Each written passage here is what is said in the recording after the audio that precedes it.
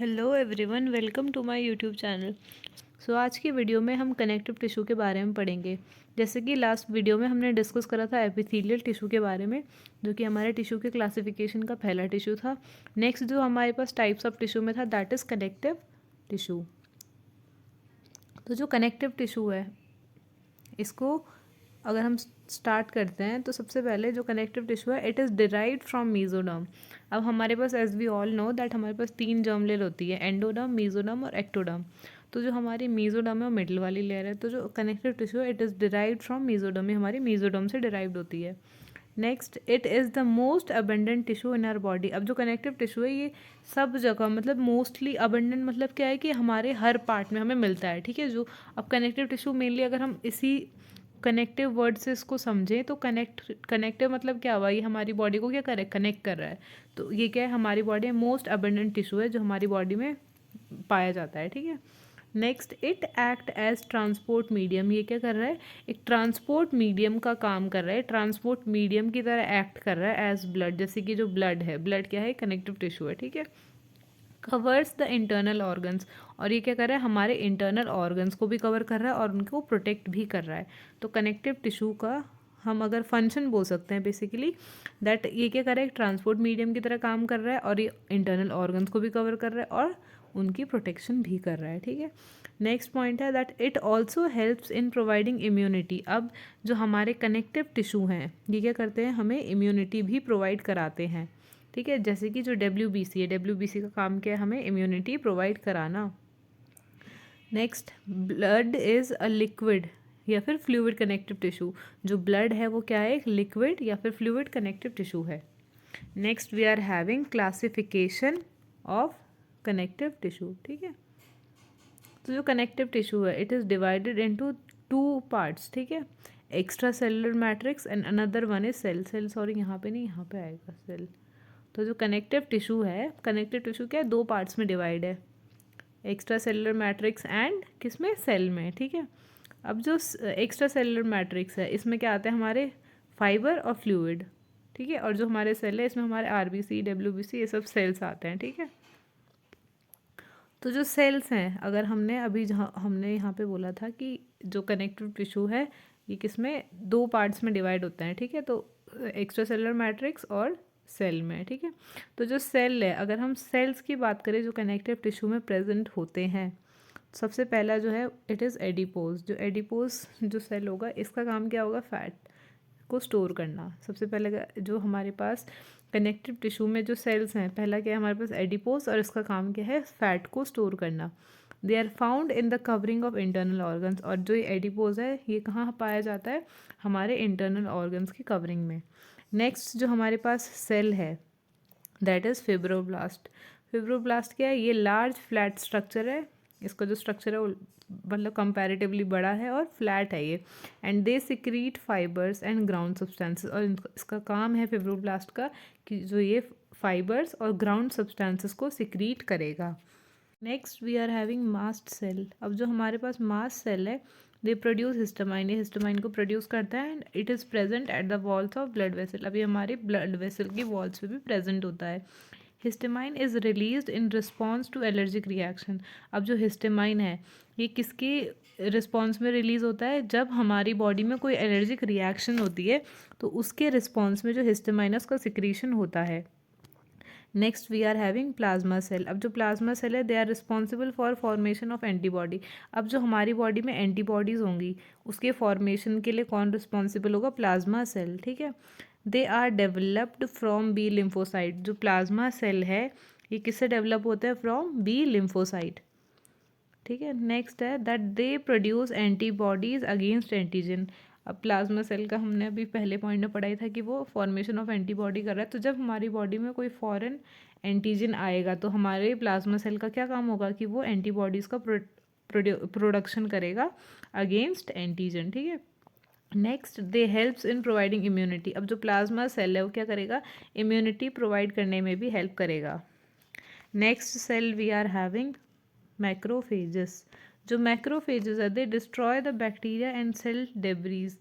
अब जो मैक्रोफेजेस है इसका काम क्या होगा कि ये बैक्टीरिया और सेल डेब्रीज को क्या करेगा, डिस्ट्रॉय करेगा।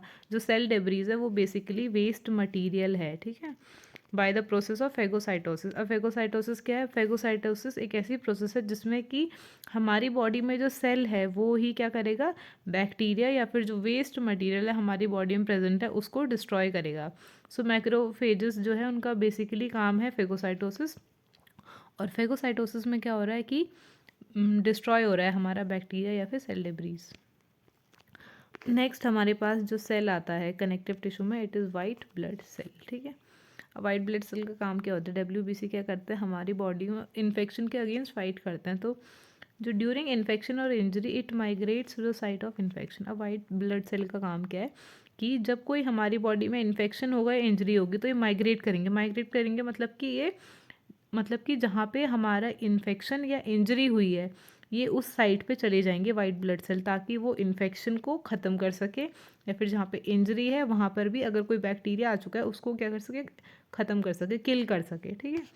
अब नेक्स्ट जैसे हमने पढ़ा था कि जो कनेक्टिव टिश्यू है उसके क्लासिफिकेशन में हमारे पास क्या थे, 2 टाइप थे, extra cellular matrix and cell. अब जो हमने सेल थे वो तो पढ़ लिए, तो अब हम पढ़ेंगे एक्स्ट्रा सेलुलर मैट्रिक्स। इसके हमने 2 क्लासिफिकेशन पढ़े थे, फाइबर्स एंड फ्लूइड, ठीक है।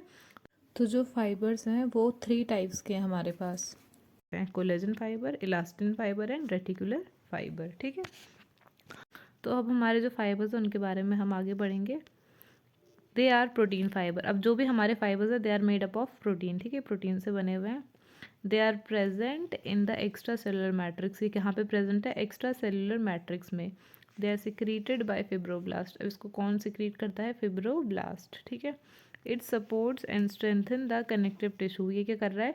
कनेक्टिव टिश्यू, इसका काम क्या है कि ये सपोर्ट करेगा और स्ट्रेंथन करना मतलब ताकत देगा, है ना, मजबूत करेगा। किसको? फाइबर्स का काम क्या है कि ये कनेक्टिव टिश्यू को सपोर्ट करेगा और स्ट्रेंथन में ताकत देगा। नेक्स्ट जो था हमने फाइबर्स, जो एक्स्ट्रा सेलुलर मैट्रिक्स था उसके हमने 2 पॉइंट्स पढ़े थे, फाइबर्स एंड फ्लूइड्स, है ना, जो क्लासिफिकेशन था। तो फाइबर्स हमने कर लिया। Next we are having fluids. It is present in the extra cellular matrix. जो फ्लूइड्स हैं ये भी एक्स्ट्रा सेलुलर मैट्रिक्स में प्रेजेंट होगा बिटवीन कनेक्टिव टिश्यू के सेल्स एंड फाइबर्स। अब जो ये फ्लूइड है ये भी एक्स्ट्रा सेलुलर मैट्रिक्स में प्रेजेंट है, बट बिटवीन जो हमारे कनेक्टिव टिश्यू के सेल्स और फाइबर्स है उसके बीच में प्रेजेंट होगा। It is made up of water.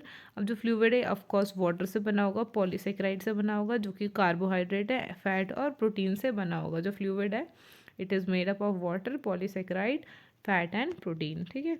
Next है it is a medium for exchange of substance. अब जो फ्लूइड है वो क्या है? एक मीडियम की तरह रोल प्ले करेगा फॉर एक्सचेंज ऑफ सब्सटेंसेस, जिसमें क्या होगा, जो सब्सटेंसेस है उसका क्या होगा, एक्सचेंज होगा, ठीक है। अब जो हमारे पास थर्ड टाइप ऑफ टिश्यू था, जो टिश्यू का बेसिकली मेन क्लासिफिकेशन था, तो हमारे पास जो थर्ड टाइप ऑफ टिश्यू है दैट इज़ मस्कुलर टिश्यू। अब मस्कुलर टिश्यू के बारे में पढ़े, that they are present in the muscles. Muscular tissue कहाँ प्रेजेंट होंगे? ऑफकोर्स मसल्स में। They have the ability to contract and relax. जो मस्कुलर टिश्यू है उनके पास क्या एबिलिटी होगी कि वो कॉन्ट्रैक्ट कर सके और रिलैक्स कर सके, ठीक है। अब जो मस्कुलर टिश्यू है ये वॉलेंट्री भी हो सकते हैं और इनवॉलेंट्री भी हो सकते हैं। वॉलेंट्री का क्या मतलब है? जो हमारी कंट्रोल में है, ठीक है, और इनवॉलेंट्री क्या हुआ? जो हमारे कंट्रोल में नहीं है। जैसे कि हम अपने हाथों को मूव कर सकते हैं, हम अपने फिंगर्स को मूव करते हैं, तो ये जो हम अपने हाथों को या फिंगर्स को मूव कर रहे हैं it is voluntary. But same अगर हम डाइजेशन का एग्जाम्पल लें, तो जो डाइजेशन एक प्रोसेस है उसमें क्या है, वो इनवॉलेंट्री है, वो हमारे कंट्रोल में नहीं है, ठीक है। नेक्स्ट जो पॉइंट है, इट हेल्प्स इन मूवमेंट। अब हमारा जो मस्कुलर टिश्यू है वो क्या कर रहा है? मूवमेंट में हेल्प कर रहा है, ठीक है, ये हेल्प कर रहा है मूवमेंट में with in the body. Body के अंदर, हमारी बॉडी के खुद ही बॉडी मूवमेंट में क्या कर रहा है? जो हमारा मस्कुलर टिश्यू है वो हेल्प कर रहा है, ठीक है। नेक्स्ट अब हम पढ़ेंगे मस्कुलर टिश्यू का क्लासिफिकेशन। जो मस्कुलर टिश्यू है it is divided into 3 types, ठीक है। तो पहला है स्केलेटल मसल, दूसरा है स्मूथ मसल एंड तीसरा है कार्डियक मसल्स। जो स्केलेटल मसल्स हैं ये हमारे, अब हम स्केलेटल से ही समझ सकते हैं, स्केलेटल मसल जो हमारी स्केलेटन में क्या आती है? बोन्स आती है, तो मेनली जो हमारी बोन से अटैच होते हैं उनको हम स्केलेटन मसल्स बोलते हैं।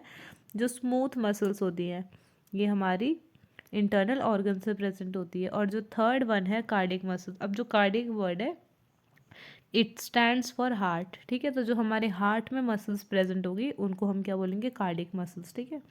सो मूविंग फॉरवर्ड अब हम पढ़ेंगे स्केलेटल मसल्स के बारे में, ठीक है। So skeletal muscles are attach to the bones, ये क्या है, डायरेक्टली हमारे स्केलेटन बोन्स से अटैच्ड है, ठीक है। They help in movement of body. अब जो स्केलेटल मसल है ये क्या करेगी, हमारे बॉडी के मूवमेंट में हेल्प करेगी, ठीक है। They are voluntary. अब ये क्या है, हम वॉलेंट्री, वॉलेंट्री मतलब हमारे कंट्रोल में है। There activity can be control by us, मतलब कि जो भी स्केलेटल मसल्स कोई भी एक्टिविटी करेगी वो हमारे कंट्रोल में है। They are cylindrical in shape. जो स्केलेटल मसल है वो शेप में कैसे, सिलेंड्रिकल है एंड हैव मल्टीपल न्यूक्लियाई। और जो स्केलेटल मसल है उनमें क्या है, मल्टीपल न्यूक्लियस है। नेक्स्ट जो हमारे पास टिश्यू है दैट इज़ स्मूथ मसल्स, ठीक है। जो मस्कुलर टिश्यू था उसका हमारा सेकेंड जो डिवीजन था वो क्या है, smooth muscles. So smooth muscle में दे आर इनवॉलेंट्री, इनवॉलेंट्री मतलब कि जो हमारे कंट्रोल में नहीं है, ठीक है। नेक्स्ट है that these muscles can be seen in the walls of internal organs और हॉलो ऑर्गन्स। अब ये मसल्स जो स्मूथ मसल्स हैं कहाँ पाई जाएंगी, in the walls of internal organs, हमारे इंटरनल ऑर्गन्स के वॉल्स में पाई जाएगी, ठीक है। Each cell of smooth muscle fibre contains a nucleus. अब जो स्मूथ मसल फाइबर है इसके पास, हर मसल फाइबर के पास अपना न्यूक्लियस होता है। जो थर्ड टाइप ऑफ मसल थी दैट इज़ कार्डियक मसल। अब जैसे मैंने बताया कार्डियक वर्ड किसके लिए वो होता है, यूज़ होता है, हार्ट के लिए। तो वैसे ही जो कार्डियक मसल है इट इज़ इनवॉलेंट्री, पहली चीज़ इनवॉलेंट्री है। And these are only found in heart, ये सिर्फ हार्ट में ही पाई जाती है, ये कहीं और नहीं मिलेगी हमारे बॉडी में। It has many branching fibres. अब इसकी जो फाइबर्स की स्ट्रक्चर के बारे में बात करें तो इसके पास क्या है, ब्रांचिंग फाइबर्स हैं and the fibres are interconnected. और जो फाइबर्स हैं वो क्या है, इंटरकनेक्टेड हैं। Each cell has a nucleus, और हर सेल के पास क्या होगा, अपना न्यूक्लियस होगा। नेक्स्ट और जो लास्ट वन है हमारे पास टिश्यू, दैट इज़ तो जो नर्वस टिश्यू है, these tissue are found in the nervous system, ये हमारे नर्वस सिस्टम में ही पाया जाता है, ठीक है। जो नर्वस टिश्यू है they are of two types, दो टाइप्स के, एक्साइटेबल एंड नॉन एक्साइटेबल। अब जैसे हमने बोला कि जो नर्वस टिश्यू क्या है, ये दो टाइप का है, एक्साइटेबल एंड नॉन एक्साइटेबल, ठीक है। अब हम एक्साइटेबल सेल पढ़ेंगे। These are called neurons. जो एक्साइटेबल सेल है इनको हम क्या बोल रहे हैं, न्यूरॉन्स। और इनका काम क्या है, दे इनिशिएट, ये इनिशिएट मतलब शुरुआत करते हैं, ट्रांसमिट कर रहे हैं, ट्रांसफ़र कर रहे हैं, कंडक्ट मतलब कि हमारे जो न्यूरॉन्स है क्या करते हैं, मतलब एक न्यूरॉन से दूसरे न्यूरॉन में जो नर्व इम्पल्सेस होते हैं उसको ट्रांसफ़र करते हैं, उसके बाद रिसीव नर्व इम्पल्सेस, और नर्व इम्पल्सेस को रिसीव भी करते हैं, ठीक है। नेक्स्ट एंड जो लास्ट वन है हमारे पास नॉन एक्साइटेबल सेल, ठीक है। नॉन एक्साइटेबल सेल में क्या होगा, इट इंक्लूड्स ग्लियल सेल। अभी इसमें क्या आते हैं, ग्लियल सेल्स आते हैं। जैसे हमने पढ़ा एक्साइटेबल सेल में आते हैं न्यूरॉन्स, वैसे ही नॉन एक्साइटेबल सेल में आते हैं ग्लियल सेल। और ग्लियल सेल का काम क्या होता है, that they support the cell of nervous system, ये क्या करेगा, नर्वस सिस्टम के सेल्स को सपोर्ट करेगा, ठीक है। तो अगर हम एक क्विक रिवीजन देख लें टिश्यू का, तो सबसे पहले जो टिश्यू था, group of cell is known as tissue, ठीक है। जो हमारे पास टिश्यूज़ थे अगर हम उसको आगे क्लासीफाई करें तो इट इज़ ऑफ 4 टाइप्स। पहला आता है एपिथेलियल टिश्यू, दूसरा आता है कनेक्टिव टिश्यू, तीसरा आता है muscular tissue and fourth one is nervous tissue, ठीक है। एपिथेलियल टिश्यू का मैंने प्रीवियस वीडियो में एक्सप्लेन करा है। इस वीडियो में हमने डिस्कस करा है connective tissue, muscular tissue and nervous tissue.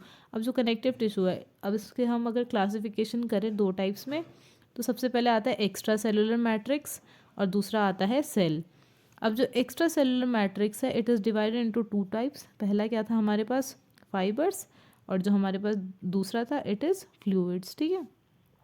अब जो हमारे पास क्या थे, एक्स्ट्रा सेलुलर मैट्रिक्स के फाइबर थे, ठीक है। फाइबर में थे 3 फाइबर, कोलेजन फाइबर और रेटिकुलर फाइबर और इलास्टिन फाइबर, ठीक है। और जो हमारे पास सेल थे उसमें हमारे पास एडिपोज सेल थे, मास्ट सेल थे और मैक्रोफेजेस थे, ठीक है। नेक्स्ट हमारे पास थे कौन से, मस्कुलर टिश्यू था, है ना। मस्कुलर टिश्यू के क्या थे, 3 क्लासिफिकेशन थे, सबसे पहले था स्केलेटल मसल फाइबर, फिर था smooth muscle fibre, and then we are having cardiac muscle fibre, ठीक है। और जो लास्ट वन हमने पढ़ा कौन सा, नर्वस टिश्यू, है ना। नर्वस टिश्यू में आ गया excitable cell, non excitable cell. तो यहीं पे हमारा ये टॉपिक होता है ख़त्म। सो आई होप आपको वीडियो समझ आई होगी एंड आपको टॉपिक क्लियर हुआ होगा। Thanks for watching.